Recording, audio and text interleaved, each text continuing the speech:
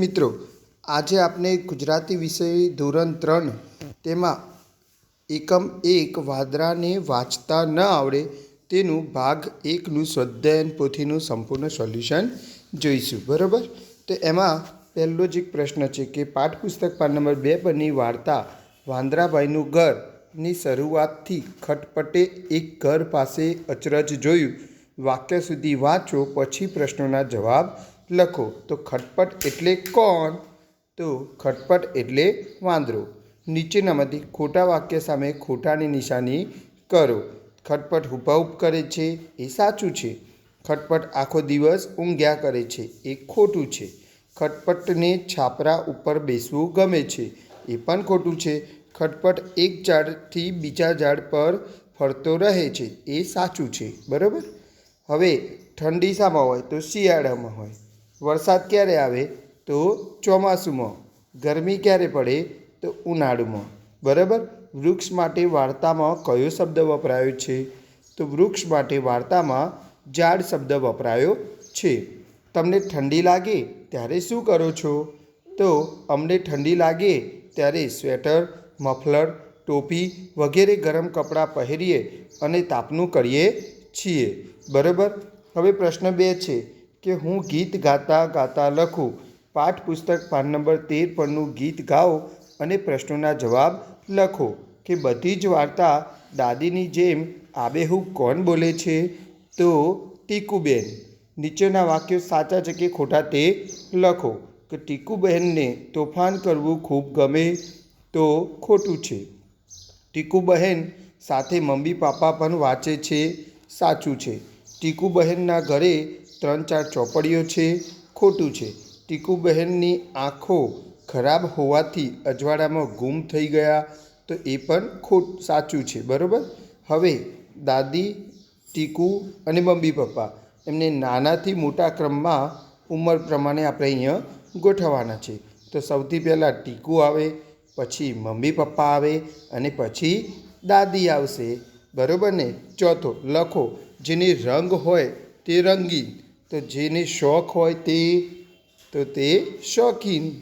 અંધારાનો વિરુદ્ધાર્થી શબ્દ ગીતમાંથી શોધીને લખો. તો અજવાળું. બરાબર. પ્રશ્ન 3 છે મારો શોખ વિશે 5 વાક્ય લખો. બરાબર. તો મને પુસ્તક વાંચવાનો શોખ છે. બરાબર. મને અભ્યાસના પુસ્તક સિવાય બીજા પુસ્તક વાંચવા વધુ ગમે છે. મને વાર્તાના પુસ્તક વાંચવા વધુ ગમે છે. તો મને અભ્યાસના પુસ્તક સિવાય બીજા પુસ્તક વાંચવા વધુ ગમે છે. મને વાર્તાના પુસ્તક વાંચવા વધુ ગમે છે. અને મારા પિતાજી મને સારા પુસ્તકો લઈ આપે છે.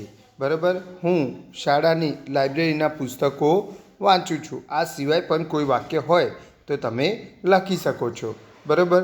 પ્રશ્ન 4 હું ચિત્ર જોઈને લખું. પાઠ્યપુસ્તક પાન નંબર 3 પરનું ચિત્ર જુઓ અને પ્રશ્નોના જવાબ લખો.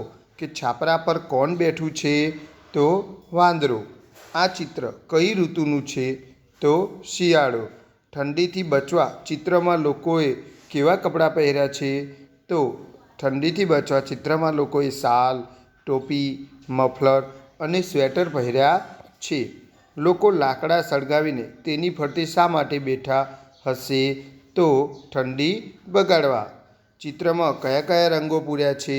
તો ચિત્રમાં લીલો, ગુલાબી, કથ્થાઈ, જાંબુડિયો, વાદળી વગેરે રંગો પૂર્યા છે. ચિત્રમાં બતાવ્યા સિવાય બીજી કઈ રીતે ઠંડી ભગાડી શકાય? તો ઘરના બારી બારણા બંધ કરી શકાય, રૂમમાં હીટરનો ઉપયોગ કરી શકાય વગેરે રીતે. ચિત્રના આધારે નીચેના શબ્દો વિચારીને લખો. બરાબર. છો અને રૂ. તો શું આવશે? છોકરું.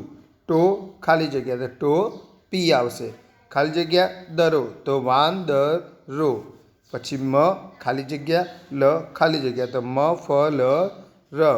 જા ખાલી જગ્યા, તો શું આવશે? ઝાડ. લા ખાલી જગ્યા ડા, તો લાક ડા. ચિત્રમાં માણસોને જોઈને ખટપટ ઠંડી ભગાડવાનું વિચારી રહ્યો છે. તો ઝાડ શું વિચારી રહ્યા હશે? તો જો આ લોકો મારી નજીક આવીને તાપણું કરે તો મને પણ ઠંડીથી રક્ષણ મળે. નીચેની જગ્યામાં તમારા ઘરનું ચિત્ર દોરી તેની ફરતે બાગનું ચિત્ર દોરો. તો આવું એક મસ્ત મજાનું ચિત્ર તમને આવડે એવું દોરવાનું છે અને એ ચિત્રની ફરતે તમારા ચિત્રમાં જેવું દેખાય કાલ્પનિક દ્રશ્ય એવું આપણે અહીંયા વર્ણન કરવાનું છે.